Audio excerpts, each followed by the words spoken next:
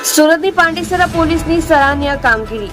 જાહેરમાં ચપ્પુ બતાવનાર mobile snatcher અને એક બાળ કિશોર એવા અસામાજિક તત્વોને તાત્કાલિક ઝડપી પાડતી પાંડેસરા સર્વેલન્સ પોલીસ અને બેસ્તાન સર્વેલન્સ પોલીસ. સુરતના પાંડેસરા પિયુષ પોઈન્ટ પાસેનો એક વિડીયો થયો હતો વાયરલ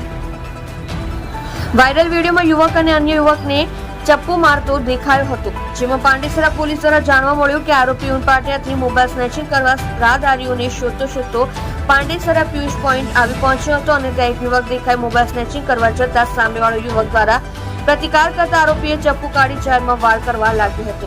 સુરતની પાંડેસરા પોલીસે ગણતરીની કલાકમાં જાહેરમાં ચપ્પુ ફેરવનાર સોહેલ ઉર્ફે અલ્લુ ગુલામ સાદિક ઉંમર વર્ષ 26, ધંધો ટેમ્પો ડ્રાઈવર, રહેઠાણ બિલાલ કોમ્પ્લેક્સ, ઘર નંબર 101, નુરાની પાર્ક, જુમા બાજારની બાજુમાં ઉનપાટિયા સુરશેર તથા અન્ય યુવકની ધરપકડ કરી.